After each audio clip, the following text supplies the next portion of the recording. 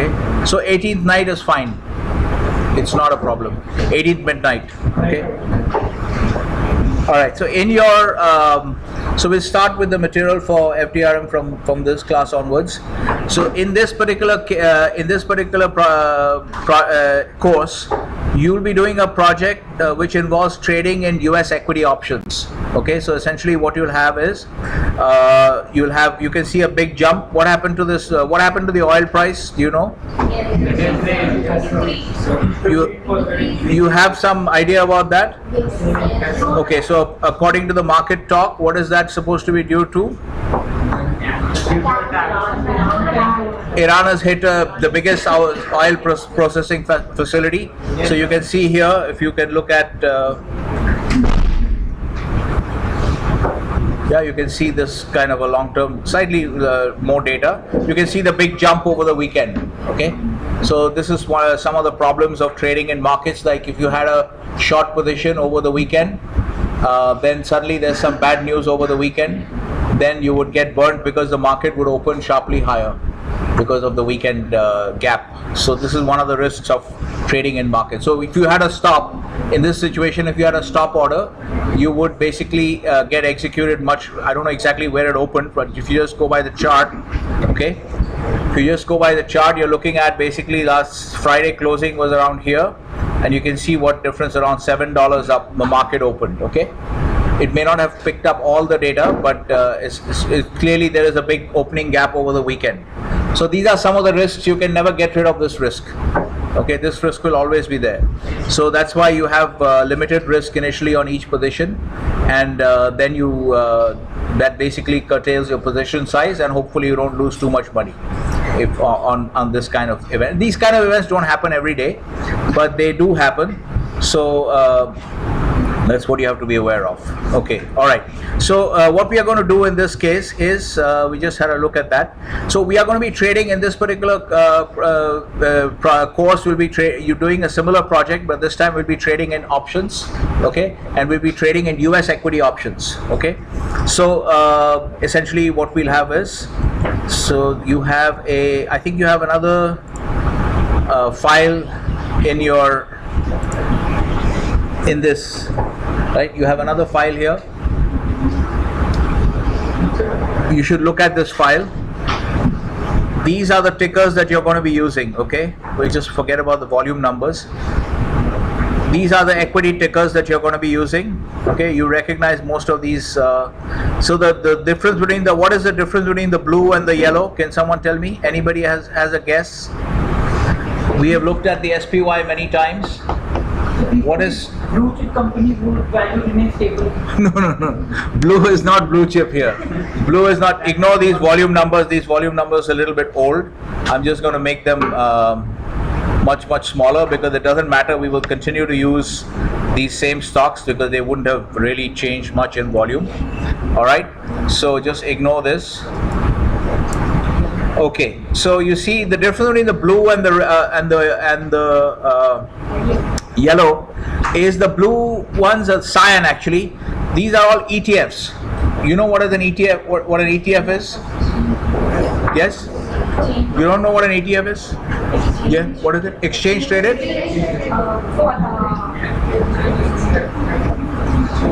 Exchange traded what? Exchange traded what? Any idea? What is it likely to be? What do you? ETF, F for France. Fund. Okay, exchange traded fund. Okay, so ETF is exchange traded fund. These are very common. Even in India today, you have ETFs are very common. In the US, they are just proliferating. Every week you find some new ETF being launched. So ETFs, we are only talking about very mainline ETFs. So an ETF essentially is just nothing but a basket of stocks. It's an exchange traded fund, so it's a basket of stocks where the selection of the basket is essentially defined in a particular way. So the first thing we are learning today, let's diarize all this stuff. Okay, in your book, actually this should come further down. We'll take it down later.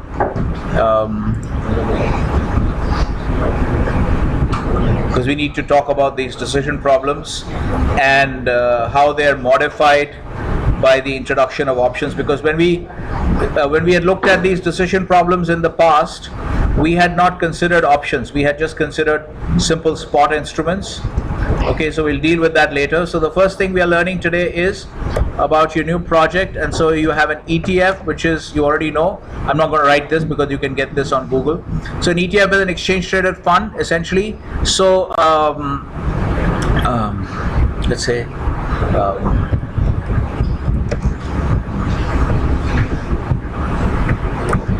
where you have objective rules for selecting. So this is in your notes. This file will remain in your drive, in your folder, so you will have access to this. So you have objective rules for selecting stocks.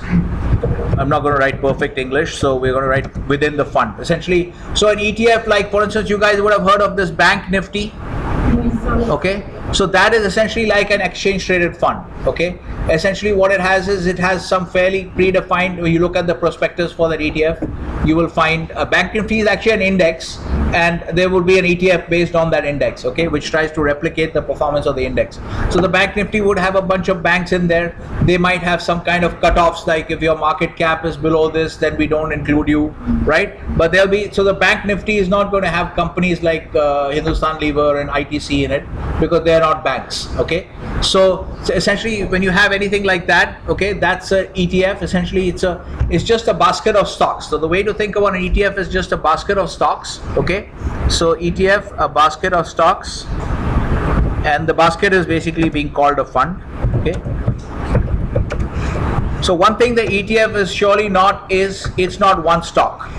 That's why I've made a distinction between, is this your project? No.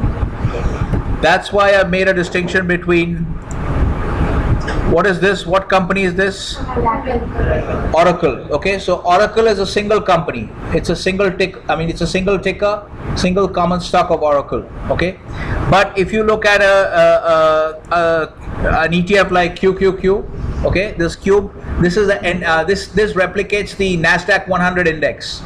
Okay, so in that, basically this, just like you have a Bank Nifty index, like a sub index. Okay, so you can create an ETF to mimic that index. Similarly, this QQQ mimics this. One of the famous indices in the US is the Nasdaq 100 index. Okay, which is just nothing but the top 100 stocks on the Nasdaq. Okay, listed on the Nasdaq. Just like the SPY mimics the S&P 500, which is the index of top 500 stocks by market cap. Okay, so these are all based on, these are all famous ETF tickers, and they are based on, these are mimicking certain indices. Okay, so because it's mimicking an index, it must have all the stocks, or at least most of the stocks in the index. Okay, so this becomes a portfolio of stocks, or a basket of stocks.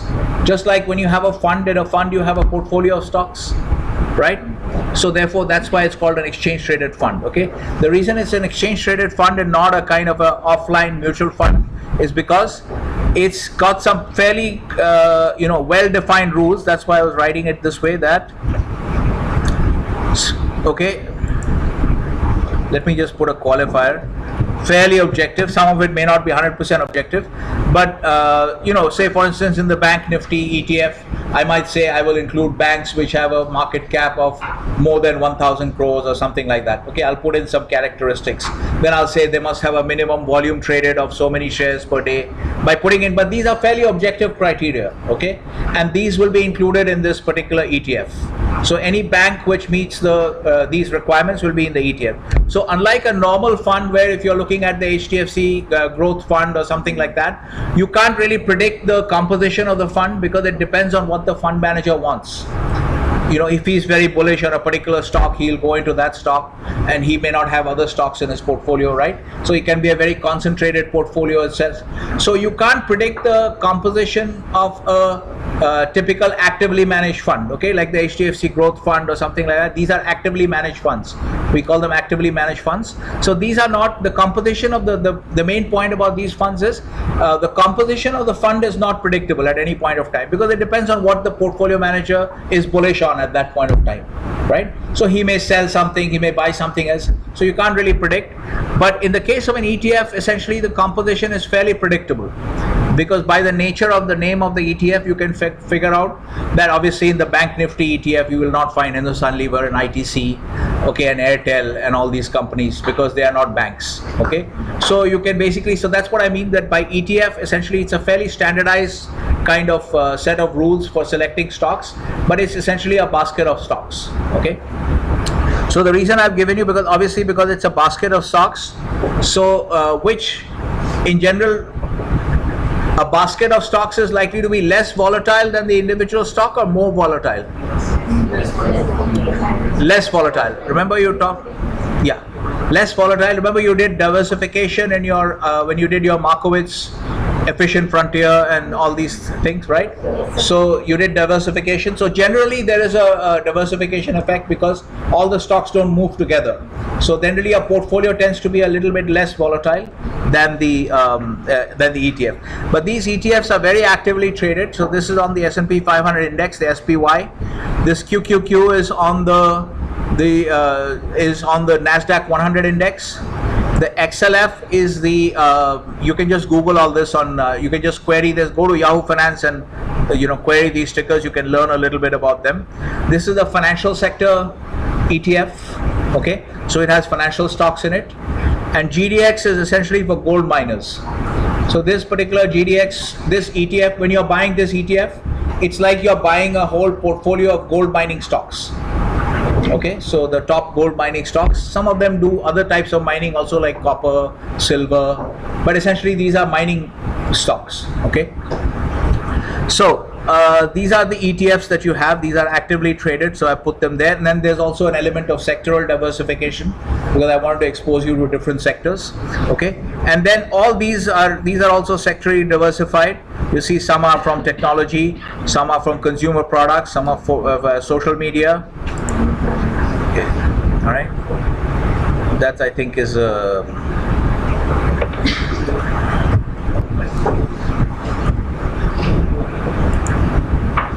that's not really connected to Facebook.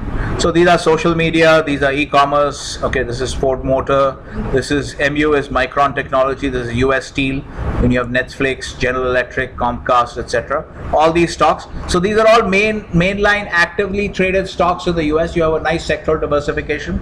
So this is going to be your universe of markets, okay? And you'll be trading options on these stocks.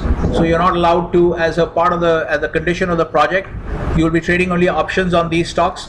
You can't trade, you're not allowed to trade the underlying stocks. So we'll get all this stuff here, but this will give you exposure. This is a very limited type of option trading, but this is the first exposure to option trading. So I'm going to put some limitations on what you can trade.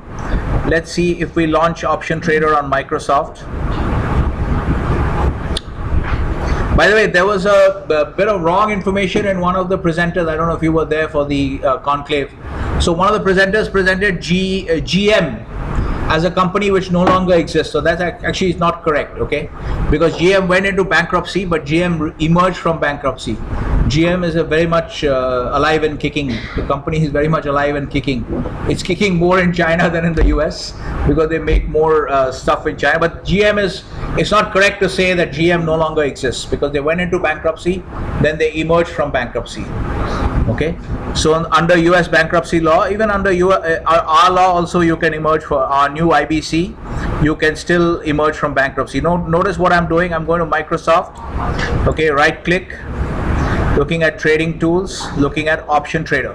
Let's see how much data we gave, because how much data we get, because actually now the market is closed. The market is closed right now, so we may get some old data.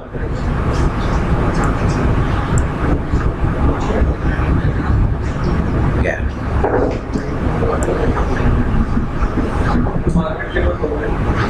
Yes? What happened? Market?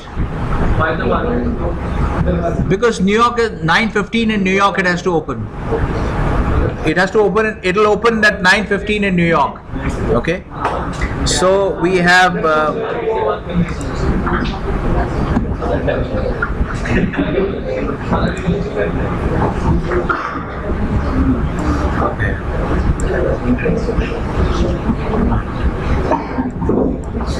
all right, so you will get this kind of a setup, okay?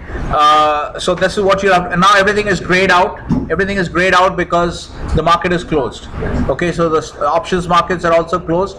The underlying market is also closed. If you want to see something which is trading right now, I'm sure we'll see a lot of activity. Let's look at crude oil, October 19. We still have a little bit of time for that. Let's look at that. Let's look at option trader and crude oil. You'll see, hopefully you'll see live prices here. Okay. All right, so this is what you're going to have to do. So everyone's getting the scheme of it. You're getting the. Now I'm going to send you some invites. I'm going to send you some invites through my own TWS login. So you will get a set of invitations in your email asking you to open an account. So please follow the instructions. And in this case, you will have to set up. You will have to define your own password and ID. Okay, you will be defining it yourself. Okay, so please make sure that you don't forget it. As soon as you define it, share it with your group members so that in case you forget it or misplace it, the other guys have it. Okay, I'll be giving you, I'm going to send out now. You can see here, this is trading actually. I think we can close this also and we can see a little bit more. All right, can you see? I think this is trading. Can you see that? Bid ask is. This is moving around. Bid ask is moving around. You can see that. Okay, because this market, and especially now because of this news that has come up, this market will be quite active. We don't have too many days. We're not going to look at this one. Let's look at the one which has 1 month to expiration. 1 day to expiration is not much fun in that. Okay, you'll see here also the prices are moving. So this here the market is moving because these are actually options based on futures. These are futures options. Okay, these are called futures options. So we'll go through the different types of options.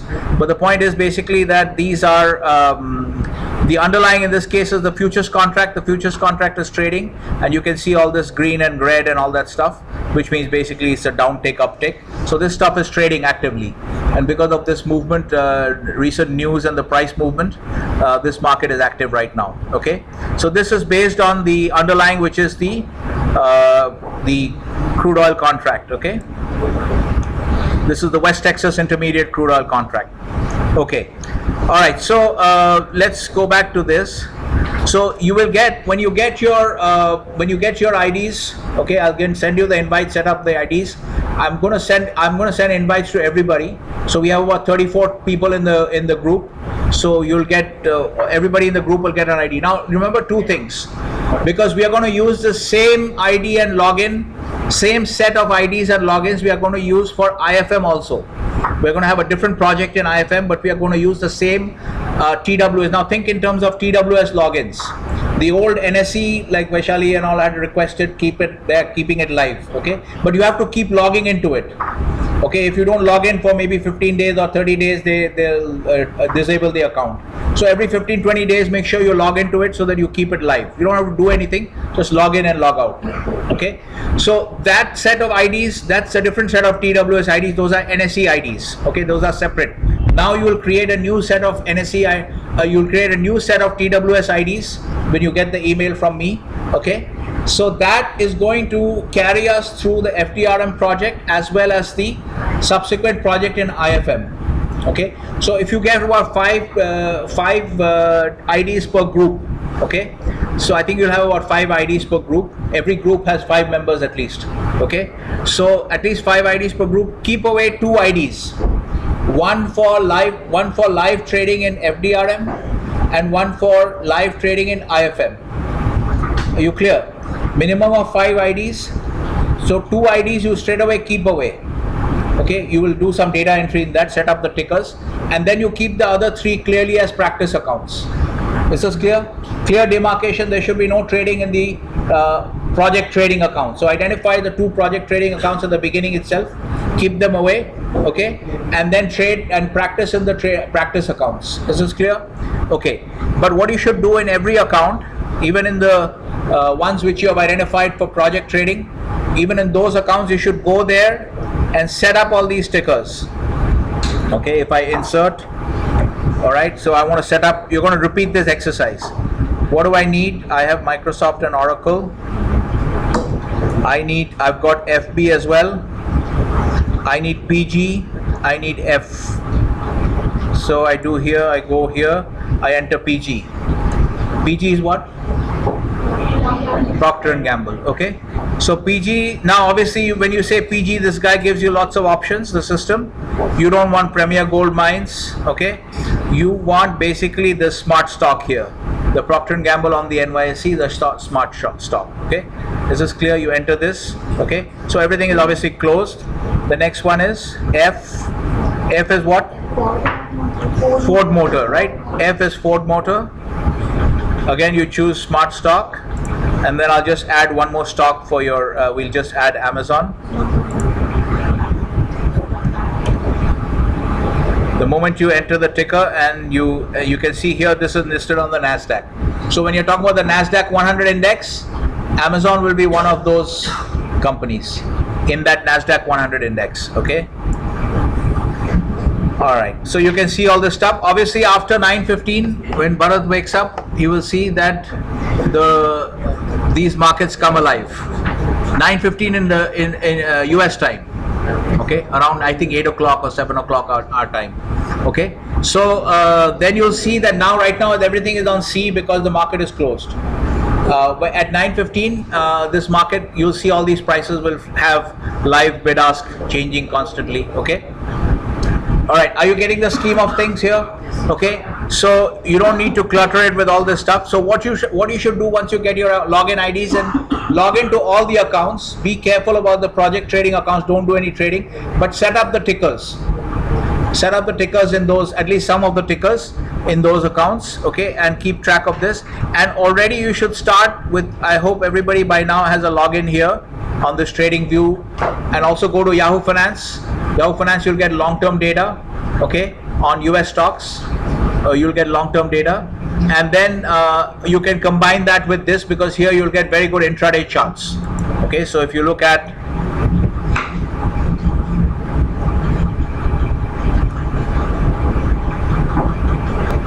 right, so you can see good intraday charts here, okay, which you will not get on Yahoo Finance. Yahoo Finance is good for long-term data, but it's kind of intraday data actually. They're not very good. They have only 5 days of intraday charts. So this gives you much wider choice of intraday charts. So you combine these two, and you should already start, now that you know the markets that you're going to be trading, you should already start making yourself familiar with the movement in these prices. Like, what should I do on Amazon? Straight away start forming views. Like everything I told you, everything in finance is about taking views on markets. Okay, so start forming views on markets on Amazon. Like if you look at a long-term chart here, now you have a decision to take. Do you think that this is going to go higher and make new highs? So far looks like a strong uptrend, right? Okay, because Tarun has just placed lots of orders on Amazon, so this is going up. So then you want to buy, then you have to decide where you want to put your stop. Okay, but the only difference is start forming your views on the underlying, but remember in the project, start making yourself familiar with the underlying price movement. Okay, but remember in the project you're not going to be allowed to buy or sell the underlying. You will have to buy or sell options on the underlying. Okay, so we're coming to that, but get familiar with the underlying, because that's a big part of forming your views. There's another element to it which we'll come to, but this is a big part of forming the views. Is this clear? So start getting familiar. You have a lot of markets to cover, and if you miss any opportunities, maybe there's an opportunity in US Steel. Okay, if you miss that, maybe that's the only one which has a strong trend. I think this is US Steel. Yeah, US Steel is very famous because even many years ago, I remember reading the CEO of US Steel. He doesn't have a secretary. He used to pick up his own phone calls and arrange his own. So it was a famously lean company. So here you can see what is happening in US Steel. So there's an opportunity here as well. So you should track all the markets that you're allowed to trade in, because you never know where the opportunity is, right? So that's what you should get familiar with all this. Start setting up your tickers in the TWS logins, okay? And this is how we're going to proceed. So now we'll start, now that you know what has to be done. Is everyone clear what has to be done? You will wait for the email invites from me. Set up your own ID and password. Do not lose them. Okay, then it cannot be recovered if you lose them. So you better make sure you have procedures to make sure that you can retrieve the stuff. Share it with your teammates and with nobody else. Okay. Okay, so the next point, so this is what you have to do. This file is also in your folder, so there's no problem. Now we are going to get into right. Okay, So we learned that an ETF is a basket of stocks. Let me make it even more clear and make it individual. So we distinguish between is a basket of individual common stocks, okay, using the US parlance, individual common stocks, a basket or a portfolio, okay. So basically straight away what you know is in an ETF what you do not have is just one stock. It's always going to have at least two stocks, okay, and usually it'll have many. And if you go into Yahoo Finance and query on any of these ETFs, if you see there'll be an option to see the holdings. So you can go to XLF or GDX and see the holdings. You'll see what are the top 10 holdings of XLF. Obviously one of the big ones will be JP Morgan, then Citibank, Citicorp, and all these things. You can see the top 10 holdings of that fund. It's like a fund, so obviously, so you can see the top 10 holdings of that. You'll see it on Yahoo Finance, okay. So basically this is the portfolio, whereas these are individual stocks. All right, okay. So we move on to so what we are going to do is now we'll start our introductory discussion on options, okay. So how should we define options? Let's just get into our introductory. So all this stuff I'm writing down, this is all in your notes. This note is in your folder. No, this is not IPM.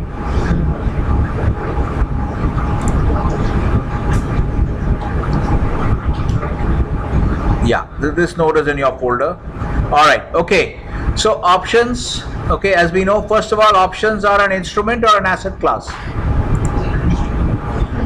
Options are an instrument. In some textbooks you'll find options are being referred to as an asset class, but that's not actually a good classification. You'll find, in fact, in your first textbook that I gave you, by the way, many of you have not collected your textbooks. There was a complaint. Many of you have not collected your textbooks. Adarsh, I saw your name there. Collected. IPM textbook. Okay.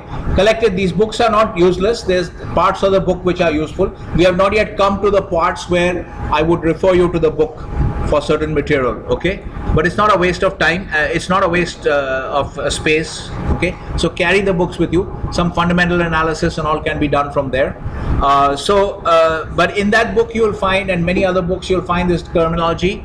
Markets, they have divided into stocks, bonds, options, and futures. Okay, this is not a good classification because first of all it's not complete. Okay, what have they left out? They have left out in instruments, they have left out swaps, they have left out forwards. All these instruments are left out. If you're only talking about options and futures, you have left out spot instruments. Okay, these are all different types of contracts. Instruments are essentially like different types of financial market contracts. These are different because they are different types of contracts. They have different features. Okay, and then on asset classes, if you say stocks, bonds, options and futures, okay, which is a common classification of markets. The other problem with that is where are the currencies? Where are the commodities? All that is left out from that classification. Okay, so that's why I have proposed this as a better classification, because it's more comprehensive. It covers everything. It covers even real estate as an asset class. And if anybody ever asks you, I don't think I had this discussion with you guys, that you can see this, it's already in the framework. This framework is already shared with you. That if anyone ever asks you, why have you not, see, many people talk about credit. They talk about credit as a asset class, okay? So why is credit not, in my framework, why is credit not a separate asset class? Because, are you following the logic? Part of debt. Have I discussed this with you? Okay. So I should tell you this because people might ask you, okay, if you say that major asset classes are equities, debt, commodities, currencies, and real estate, they'll say, what about credit? Many people consider credit as a separate asset class. So credit, because there's a big universe of credit derivatives. You've heard of credit default swaps? Have you heard of credit default swaps? You should have heard of them. But there's a big market for credit derivatives. Okay. That is one of the sectors that got hit during the financial crisis, but there's still a big market for credit derivatives. Okay, so credit derivatives, you have to understand one thing. I should remember this term, credit derivatives. Okay, we're talking about this now. So one of the things you have to understand about credit derivatives is or remember that all derivatives, like, is this font too small? Can you guys see? Tanya, can you see on the last bench? You can still read this? Okay. So you can see here that when we are talking about derivative markets, I'm contrasting it with what? Underlying markets, okay? And these are also sometimes, as I've said here, sometimes also called cash markets. Okay, so sometimes I might say derivative markets versus cash markets, or sometimes I might say derivative markets versus underlying markets. Okay, so this is why I say that finance is much more like law than like physics, because everything is contextual. Now, when I'm saying derivative markets versus cash markets here, if I'm using that kind of contrast, this cash market is not the same as this value cash. Okay, so I'm using the same word, but you have to understand from the context that it doesn't have the same meaning. This will never happen in physics. In physics, we have a term, it will always mean the same thing in wherever you go. Okay, so this you have to understand. Are you following what I'm saying here? Yes, sir. That when I say derivative markets and cash markets, that cash in that statement is not the same thing as value cash. Like, I want to buy cash dollars, I want to buy dollars value cash. These are not the same cash. These two, the word cash in these two statements is not the same. Okay, so when cash markets are used along with derivative markets, okay, in contrast to derivative markets, they have the same meaning as underlying markets. Okay, so when we are talking about options on which we saw didn't work out well, okay, that because Microsoft is closed. Now these are options on crude oil. Okay, so here you would even say cash markets. Usually we use it for the equity market or the debt market, the spot markets in equities and debt. But if you had set up options for, let's say, if you have set up options for Microsoft, okay, you would refer to this, which is the underlying common stock, for Microsoft. You would refer to that as the cash market, and you would refer to the options on Microsoft as the derivative market. This is clear? Are you following? No? What is not clear? It's not getting clear than what you're trying to say. Like, you're talking about Okay, let me go through the let me go through the definition of options and definition of derivatives first. Then it'll become clearer. Okay. You guys are familiar with the definition of derivatives? No? Not familiar with derivatives? Okay. So we can just copy this into your notes to make your.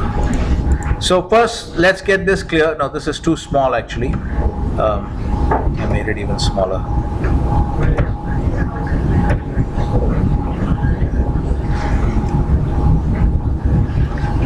Okay, so before I lose my the small view on credit, the highly zoomed in view, or zoomed out view actually. So credit, if somebody asks you, let me finish that point, then we'll get to that. So if somebody asks you why is credit not an asset class in your framework, what you have to say is credit is subsumed within debt. Because the main thing I'll show you later on, that if you cannot have a credit derivative without an underlying lending borrowing transaction. Okay, when Ritesh takes a housing loan from PNB, there is a lending borrowing happening. Okay, so this is a form of credit, extending credit. The bank is extending credit. Okay, so that's why we have the term credit derivative. Okay, so when WeWork is issuing bonds, okay, to help it, tide over the problem with its IPO, delayed IPO. So here also there is a lending borrowing transaction, because WeWork is borrowing money by issuing bonds, and the investors are lending money to WeWork, okay, by buying the bonds. Okay, so the point is, and this is a form of credit extension. Okay, so the point is that you cannot have a credit derivative without an underlying lending borrowing transaction. So for every credit derivative that exists, there must be a underlying somebody somewhere must have borrowed money or lent money, or there will be some kind of bond index, which is again made up of bonds. Okay, so if you drill down through the index, sometimes the underlying for a credit derivative might be a bond index, but if you drill down through the index, you will find a bond index has to have a bunch of bonds, just like a stock index has to have. If you sort of smash the Nifty 50 and try to see what's inside it, you will see a bunch of 50 common stocks, right? That Nifty 50 almost doesn't have its own independent, it's just composed of 50 common stocks, right? So similarly, if you smash through the bond index, you'll find a bunch of bonds inside. So therefore, at the end of the day, you come to a bunch of bonds, which is basically nothing but some lending borrowing transaction. You can't have a bond without a lending borrowing transaction. Because a bond has been issued means there is a lending borrowing transaction going on. That has already happened. So that's why credit has been subsumed within debt. When we talk about debt and rates as an asset class, we conceive of credit as being within this asset class. That's why we don't have a separate category for credit as an asset class. Is this clear? Are you following the logic? Okay. Yes. So it's like saying, why don't you include, okay, if we have, say, students of different colleges in Delhi, okay, or we say we have a category for VIP students, and then somebody says, why haven't you included DSB students as a separate category? So we say, no, we don't include DSB students as a separate category because they are included within VIP students. That is, students studying within the VIP's campus. Are you following? This is the same kind of logic. Why don't you have credit as a separate category? Because credit we have conceptually included it under debt, because you cannot have a credit derivative without an underlying lending borrowing transaction, which is basically debt. The moment you have lending borrowing, you have debt. Whether it's a housing loan or whether it's a company issuing a bond or it's a bank loan, the working capital finance, companies are taking from banks, everything is basically debt, right? When at the end of the day, when you put it on the balance sheet, it's debt. It's not equity, it's debt, right? Are you following the logic? Okay, so this is exactly the reasoning for, so when you're talking about this framework, why is credit not a separate asset class? Because it's included in debt, okay? Because you can't have a credit derivative without some kind of a debt transaction somewhere below, okay? All right, so now we are just coming to the concept of, so first we should understand derivatives properly before we come to options.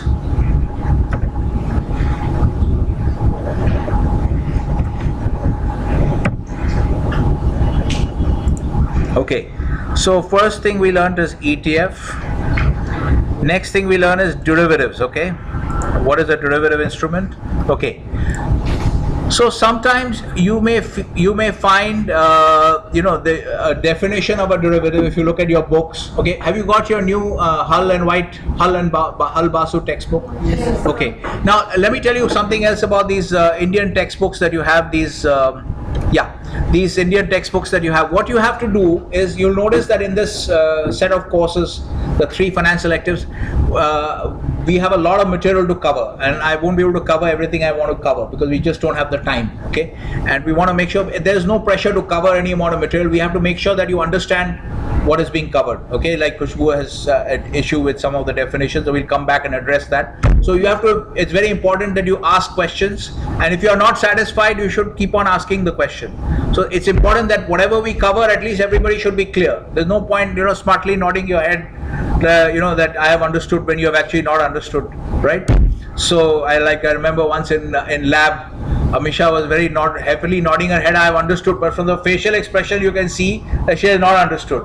But she's under peer pressure or something, she's nodding, saying that I have understood. So I'm not just her, but it happens with many people.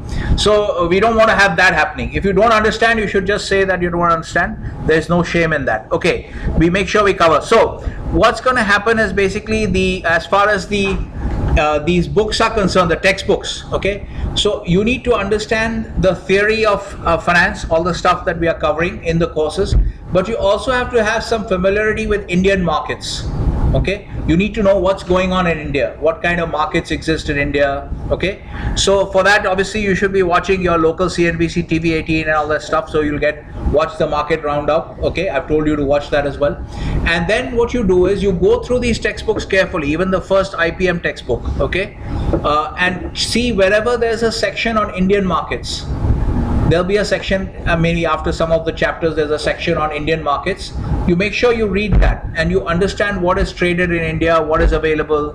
Like one of your super seniors, I remember one day he had said in class that there are no commodity derivatives in India, which is not correct. So MCX, SX trades commodity derivatives, okay? So you shouldn't have these kind of knowledge gaps. So you should also know what's going on in India, and for that, Your responsibility is for all these 3 textbooks that you'll get. You'll get another textbook in IFM, okay? So for all these 3 textbooks, I'm not going to repeat this instruction later again, okay? As you go through these books, find out where are there sections on Indian markets, okay? And you go through those sections and you make sure you understand what's going on in India, and if there are certain terms that you don't understand, then you can raise those questions in the class and I'll explain them. Mostly those sections are not conceptual, they are just giving you information on what is there in the Indian market, but at least you should have that information. Okay, you should know, like you should not be saying there are no commodity derivatives in India. Okay, so you should have that part filled out on your own. Okay, so this you have to do on your own. I don't have time to tell you in India we have these markets. Okay, we can't afford to waste class time on that. So as far as derivative, no, this is our here, okay, in your notes we are talking about, okay. So typically if you look at, so let's start from the basics, okay. Have you heard, you haven't heard any derivative, any definition of derivatives, okay? All right, so let's try and save time, and so instead of asking around, I'll just tell you the definition myself, okay? So this is your definition of the derivative product, okay? Just try to understand it. It's in your notes, so you don't have to note this down. Now you notice I put this little inter alia here, okay? So, or actually this inter alia is a little redundant, because if I've said principally, that's already a hedge, okay, but I've just put it in to be extra sure, okay. Normally what you find in the textbook definitions of derivatives is a derivative is an instrument whose value is derived from an underlying asset, okay, from an underlying asset or some other another asset which is referred to as the underlying asset. Now this definition is actually slightly problematic, because if you look at when we look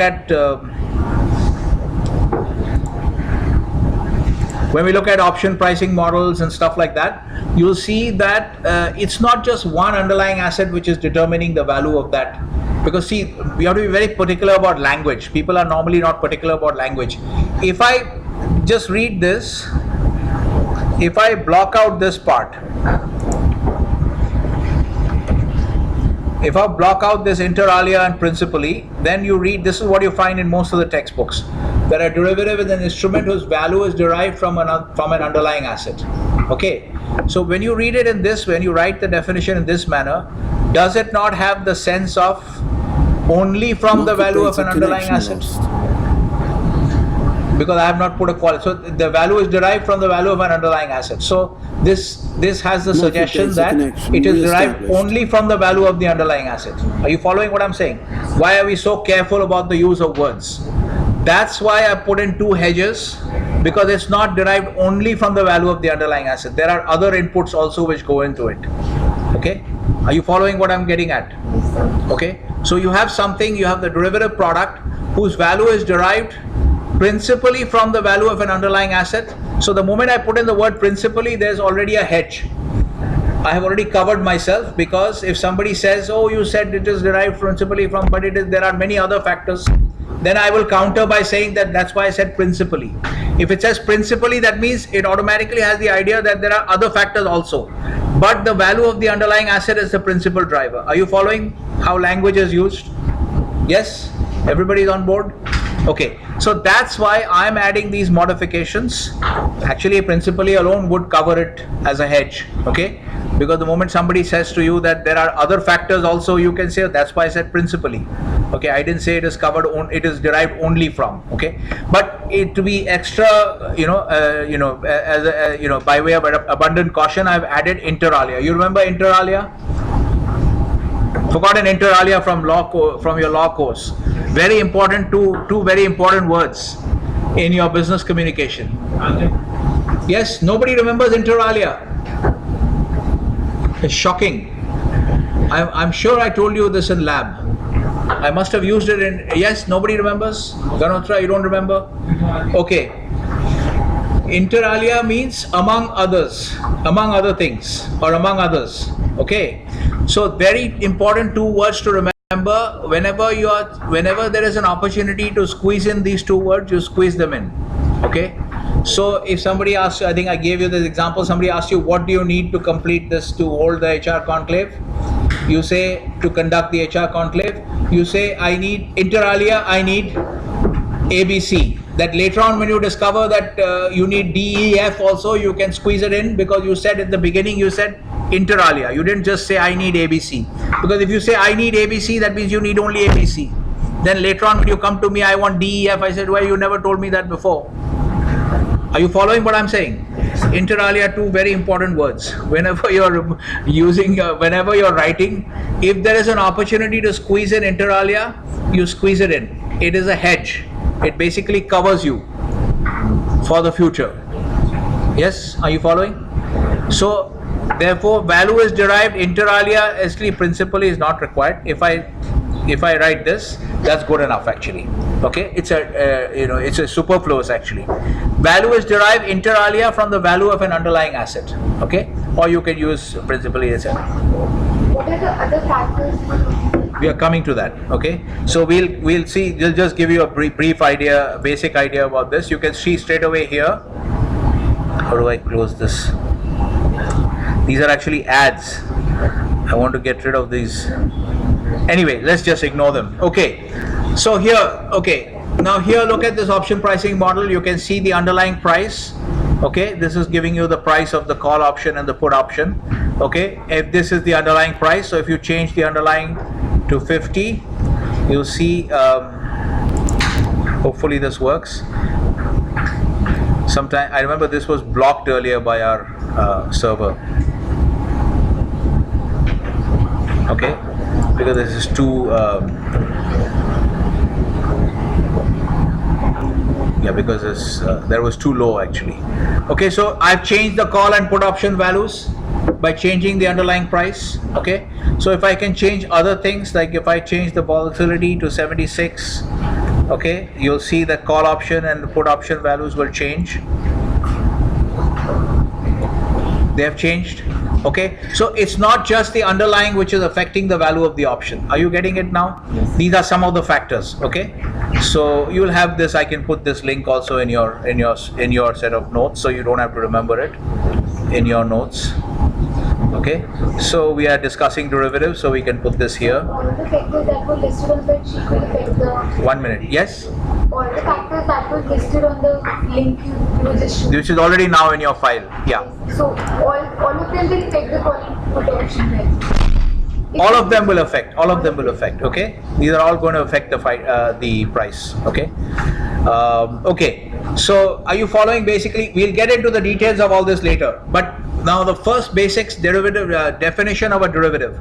We are entering the world of derivatives. So the definition, we have to start from first principles, since you guys are not familiar with derivative definition also. But let's be clear about that. So the standard, once again, we are studying many things from a non-standard perspective, because many people will say options, futures, stocks and bonds. But I'm giving you a different classification of markets. I'm giving you a different classification, and I'm telling you why I'm using this classification. Why am I not using credit as an asset class? Okay, that I've explained to you. Similarly, when most textbooks would define derivatives as instrument whose value is derived from an underlying asset. That's not. You can have a better definition. You should hedge yourself. That's strictly speaking not correct, because it means that it's only from the underlying asset. So that's why you put in the hedge. Value is derived inter alia, okay, or principally from the value of an underlying asset. Now you have covered yourself, because now you can say that, okay, it doesn't matter if other factors also influence the value. Okay, so therein you have the point of the derivative products and underlying markets and derivative markets. Okay, now you see why I said this here. Now you see why our basic classification, one of the distinctions we have, okay, like boys and girls, we have underlying markets and derivative markets. Okay, clear? Okay, so why did I say this? And always remember, you can also say cash markets and derivative markets, has the same meaning. Okay, So now let's look at, so we've defined this, okay? Now let's define, so let's be clear about one more thing here, okay? Although we've called this, now this framework is strictly speaking not perfect, because I need to do some, ideally I would like to do some, various grades of colored shading, etc., to indicate this. But here's the problem, okay? What kind of, so a derivative, an option is a type of derivative, okay? So you can see that option is listed under derivatives. You can see that. So option is a derivative instrument, okay?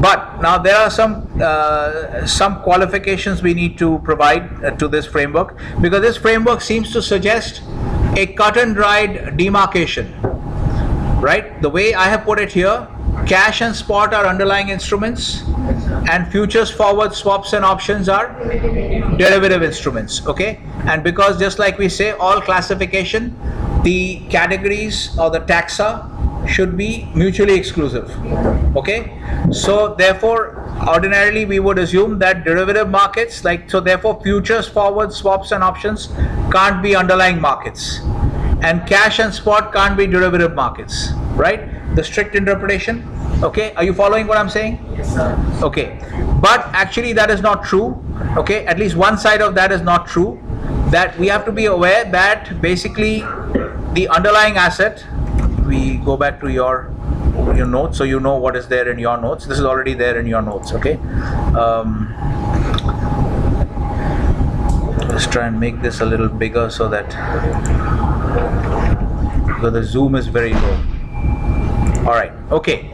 So now you have to be aware, now we are getting our introductory look at options, okay? So we have defined options are a derivative product. So we first come up with a definition of derivatives, okay? The next thing is basically we have to understand, because whenever you have derivatives, you have an underlying asset, okay? So now we need to understand something else, that there's some imperfection in this framework which we can't show because of the coloring limitations of Excel and of the spreadsheet.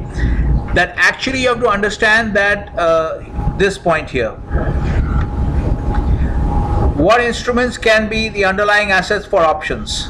Okay, it can be spot, it can be all actually. Okay, so this is where you see that there is a exception that we have to make to this framework. It's not cut and dried. Okay, what we said that therefore because of this framework, futures, forwards, swaps and options can never be underlying instruments, underlying assets, but that's not actually true. Okay, so if you're looking at this, for instance, as I told you, these are futures options, because here when you have an option trader, when you have this option trader display on TWS, okay, the underlying instrument is actually the CL October 19th futures contract. CL is West Texas Intermediate crude oil, okay, that's a ticker. Okay, you can see crude oil October 19th futures contract. So actually that's why I said these are futures options, okay, these are futures options. So you can see here, therefore what we are saying essentially is that you can actually have options on futures, you can have options on forwards, you can have options on swaps, and actually you can even have options on options, okay? Those are not very common. Options on options are not very common, but these are called compound options, okay? So you can read all this. If you see that in your finance reference, I've given you one of the books I've given you is the Stand Chart Risk Management Solutions book, which is there in your finance reference, okay? If you see that book there, it has a discussion of all the exotic options, various types of exotic options, okay? So you can read that book. So it's a very old book which I wrote in 1993, but it's still valid because none of the structures have changed, okay? So it covers exchange rate solutions and interest rate products, exchange rate products and interest rate products, but you'll see all the option structures. You can read about compound options in that book if you want to. But the main thing to understand here is, in our introductory coverage of options, is that you can actually have options on futures, on forwards, on swaps and on options, okay? Options on options are called compound options, and here you see a live example of futures options, that is options on an underlying, where the underlying is a futures contract. You can see that live here, which is your West Texas Intermediate crude oil options. These are futures options, okay? Is this clear? Okay. So this is something else you've learned now. So this framework, strictly speaking, this particular classification needs to be qualified, which we have now qualified. We have made made it clear to you that these can be, but these can never be derivatives, okay? So only one side of that black and white implication is not correct. So cash and spot can never be derivatives, okay? But futures, forwards, swaps and options can be underlying, okay? All right, so this is the second thing we learn here, all right? Okay, instruments which form the underlying assets for options. This is what we have learned here basically. All right. Okay, now options. Anybody wants to define options? How do you define an option? Yes, Rajan. Options is a type of contract in which Very good. Option is a type of contract. Okay, we can even make it more clear and make it financial market contract. But actually, option is a type of fin market contract. That's very important. Important to understand that option is a type of contract. Then, in which a trader has the right but not the obligation to. which trader? I mean, if it's a trade or a transaction, there will be a buyer and a seller. A transaction in a future, so there is a contract, okay? Now typically if you see, for instance, if you see the position that I have in crude oil, so I did a transaction where, what is it, I'm long or short? So this I have a long position, okay? So then this, so that means the futures contract is also a type of contract. Futures, all the instruments we have listed are different types of contracts.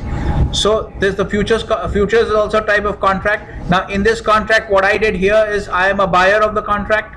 So there was a seller also of the contract. Okay. Now when you're talking about this, so and as we said, every transaction is a contract to exchange assets. So in this case, you're talking about the buyer or the seller of the contract. Either of them, like I can. Either of them. Yeah. So either of them has the. You're saying, what are you saying? Like if I say. Right. You said right. In which either the buyer means buyers or seller has the right but not the obligation to sell or buy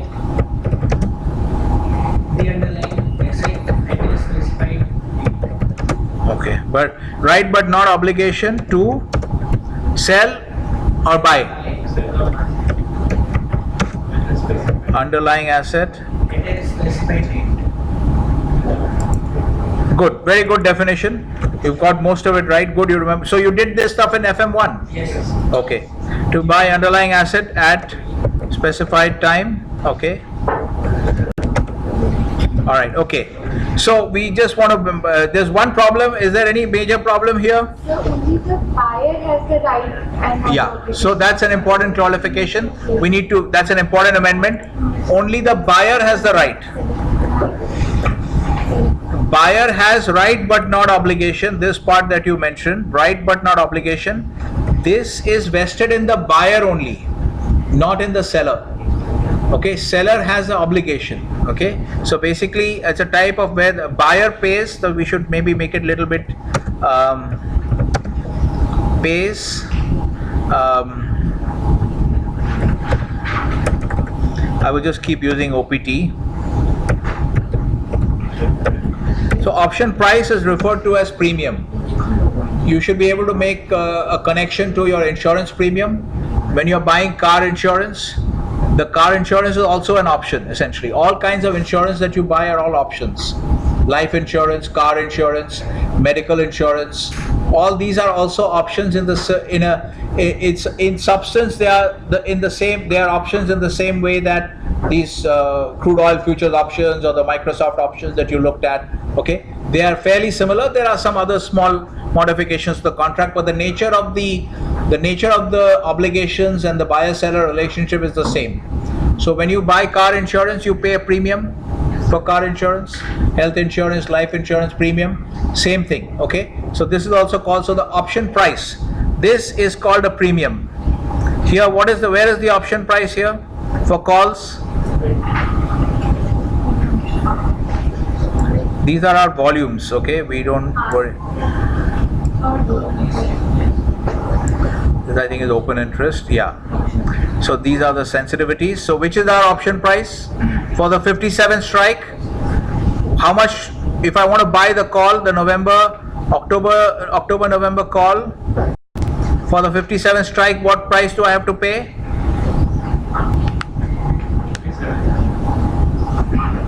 What price do I have to pay? What is the option premium? It's given here, 4.44 bid ask. So if I'm buying the option, this is the bid ask of the option. Okay, so you can see the underlying is 59.68, 59.69, but actually the bid ask is, because the option price is much less. Okay, so this is actually slightly in the money call. So here you have the prices for 440. So if I'm buying, I will have to buy at 441. This is clear? So this is basically, when you're talking about option premium, this is your option premium. This is clear? Okay, yeah. You're showing the bid ask at this side and not that one. That's 4. Sorry, I didn't understand your question. I didn't understand your question. What is the question again?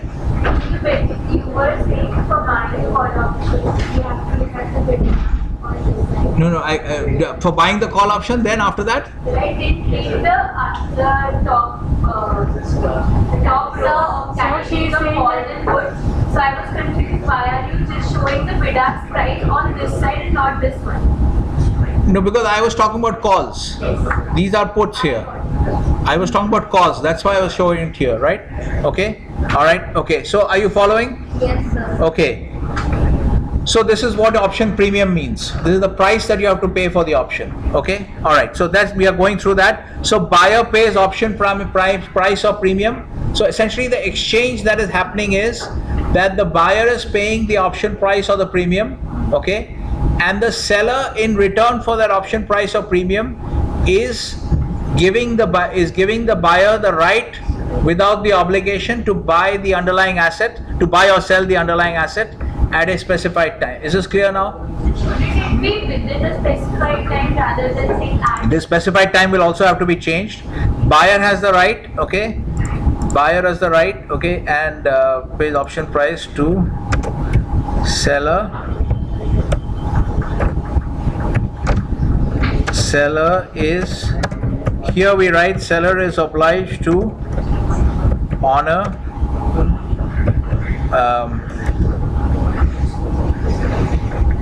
okay, so basically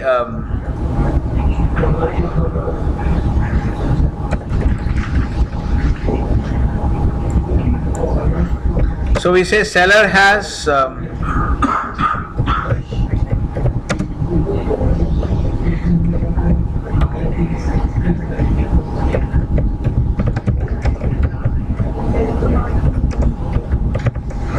okay, is this clear? The seller has the liability corresponding to the buyer's right, because in law we talk about rights and liabilities in contracts. In every aspect of the law we say rights and liabilities.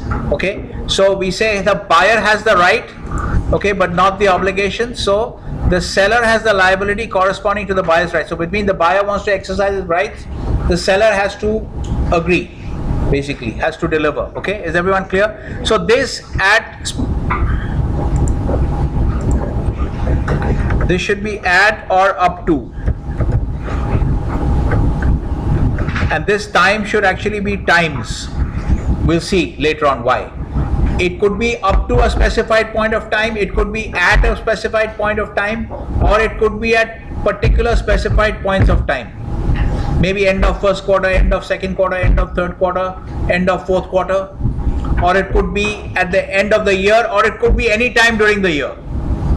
We could have all three types of twists and nuances in the contract. Is this clear? But it'll obviously have to be, for any contract, it has to be one of these three. But it could be either type. Okay? So is this clear? And we'll break this up also. At up to specified times. Buyer pays the premium. Okay? So you have, basically you have right. You have buyer. It's a contract. It's a fin market contract. All right. Then you have seller. Buyer has right, and seller has liability or obligation. Okay. And you have times. Okay. Specified. We won't write specified. We'll just write time. So is this clear? Okay. And what else is missing? Sell or buy underlying asset. So also at the predetermined price. At predetermined price, right? What is that price called? Strike. Strike price. Okay, good, very good. So that's the part that Kanika has added, which I was going to add. At so this goes there. At a specified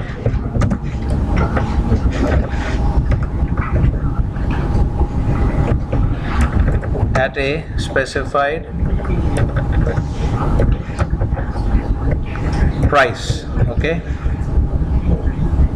So this specified price is called the strike price. Okay. So all this stuff, some of this basic stuff you can find in your textbook also on options. Okay. Yeah.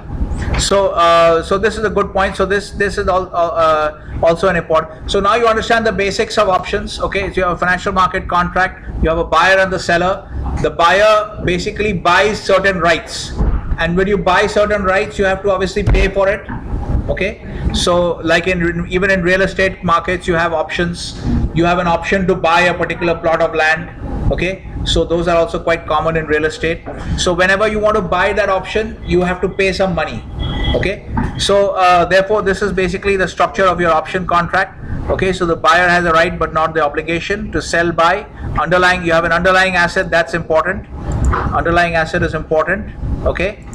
And so you understand now most of this stuff. Okay. All right. So let's look at something else, which is okay. So we look at okay. So now let's look at what do we need to. So let's look at this part. What happened? Who is looking at the time? Garvit is not here. Where is Garvit? Garvit disappeared. Yes, sir. He never came back. So I never saw him in the new classroom because I saw who entered. So now we'll have to cancel his attendance. You can't disappear like that in the class. How can you be in the washroom for the whole duration of the class? Who else is missing? So you can take No, 1 minute. Now who has, okay, we have already deprived you of your camera. Khushbu, can you just take some pictures? I don't have a camera. You have, huh? Take attendance again. Okay, fine, let's do it. Okay, we'll have to wait for a while now. We have covered very little material actually. So what you should study, now what you should study is, I'll give you some material to study. You read your basic textbook and try to figure out what are this particular point. You try to figure out this particular point. The next point we are going to cover, aspects of an option contract. Okay, so this is our 16.9. Okay. The first point I'm making it easier for you guys to study. Every point is covered with an asterisk. The day is 2 asterisks. We have defined derivative markets. We have defined options. Try to do some reading from your textbook. Okay, you can read. Also, there's a very good book on options, guys, in your finance reference. You can read that risk management solutions booklet. I think that's a low priority because that gives you an overview of, that covers lots of exotic products which you don't need to know about. There's a very good book in that finance reference folder called Option Volatility and Pricing Strategies, Sheldon Nattenberg. Very good book if you're interested to learn about option. This is there in your finance reference folder. Okay, the Nattenberg book on option trading, you can read about options from there. Okay, he has some good discussions on statistics also. This is going to be our next point to be covered, aspects of an option contract. Okay, then we have covered options. Okay, so because Garvit is always restless, so whenever the class is coming to an end, I always turn to Garvit to see if he's restless. That means the class is, we are near the end of the period. Where is this? Okay. So are you following what we have discussed so far in the class? Because we had a very we had a lot of interruptions today. The class was not satisfactory. But did you learn something? Yes, sir. Yes, Chuk? You learned something? Chuk should try to become a poker player because you have like what is called a poker face. From your face we can't make out whether your hand is good or bad.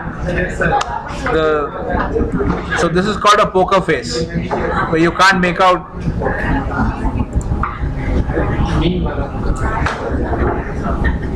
But don't do what this guy did. You saw what that Microsoft vice president, Goldman Sachs VP, he ran up some online poker debts, then he stole money from here and there. Okay. I think we can close this.